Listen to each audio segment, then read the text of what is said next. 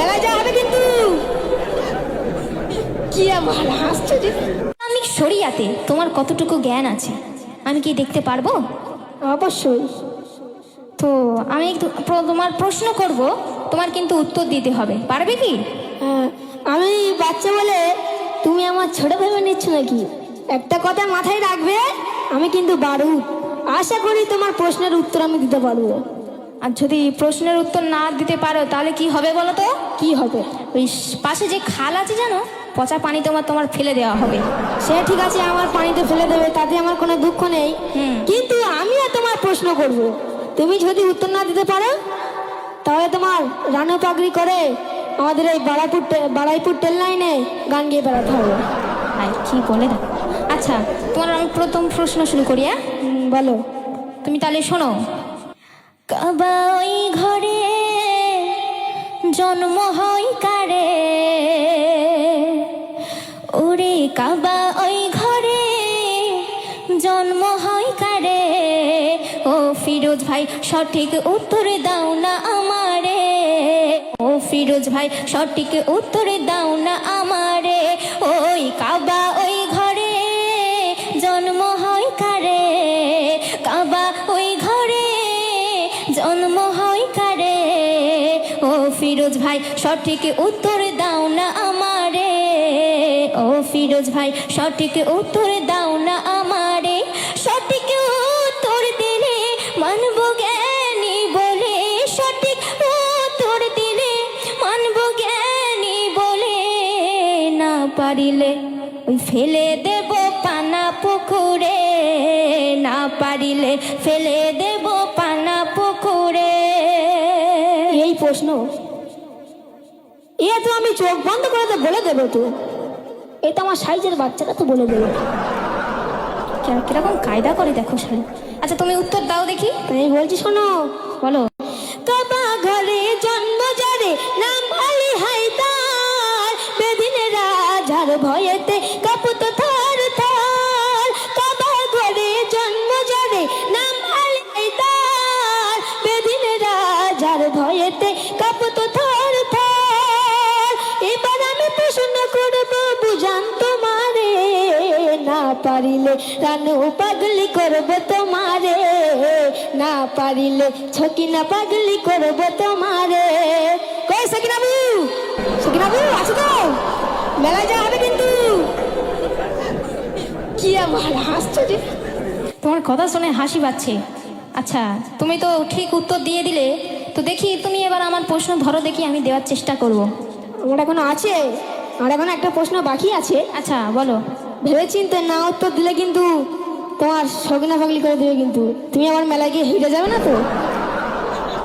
আচ্ছা তুমি বলো দেখি, তারপর উত্তর দিচ্ছি। আমি বলছি শোনো, মা ফাতেমার ঘরে কয়জন সন্তান এলো রে, ফাতেমার ঘরে কয়জন সন্তান এলো রে, যেজন গর্ভে মারা গেল নাম কি তারে, যেজন গর্ভে মারা গেল নাম কি তারে, দেখবে হাদিস কুরআন কত আছে তোমার জ্ঞান, দেখবে হাদিস কুরআন তোমার আছে কত জ্ঞান, না পারিলে রানু পাগলি করব তোমারে, না পারিলে সকিনা পাগলি করব তোমারে। তো এই প্রশ্নে নাকি আমার সে ছকিনা পাগলি করবে, কি বলে দেখ খালি। আচ্ছা বুঝলে ভোলা, এ তো এক চুটকির খেলা। তোমার এই প্রশ্নের উত্তর আমি কেমন দিচ্ছি তুমি শোনো। বলো দেখি। শোনো তাহলে।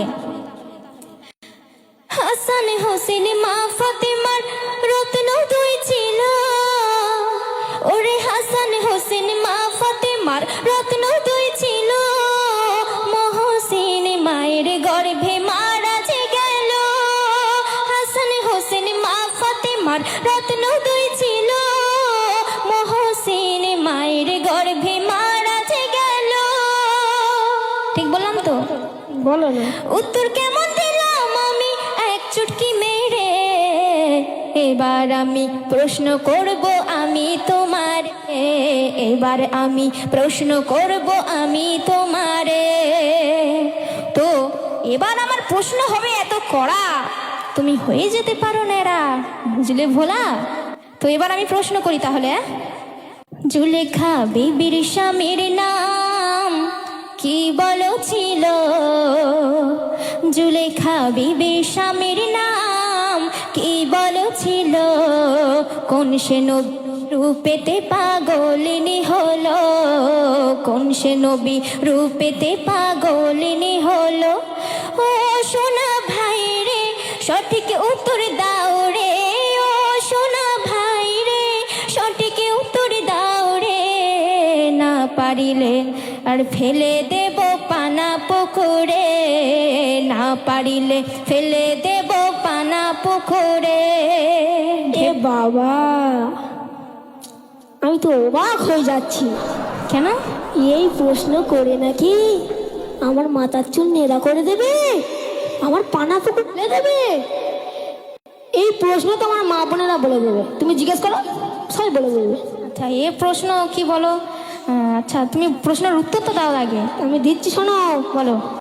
আজ যে ছিল জুলেখা বিবির স্বামীর নাম, ইউসুফ নবীর রূপেতে পাগলিনী হন। আজ যে ছিল জুলেখা বিবির স্বামীর নাম, ইউসুফ নবীর রূপেতে পাগলিনী হন। এবার আমি প্রশ্ন করব, এবার আমি প্রশ্ন করব, বুঝান তোমারে। প্রশ্ন শুনে মাথা ঘুরে যেও না পড়ে, প্রশ্ন শুনে মাথা ঘুরে যেও না পড়ে। আসসালামু আলাইকুম, এইটা হচ্ছে আমার সর্বশেষ প্রশ্ন। এমন প্রশ্ন করব না তুমি আনু হয়ে যেতে পারো। আসসালামু আলাইকুম, এই সালামের মহাগুণ। সালামু আলাইকুম, এই সালামের মহাগুণ। আসসালামু আলাইকা নবীর বেলায় এমন, আসসালামু আলাইকা নবীর বেলায় এমন।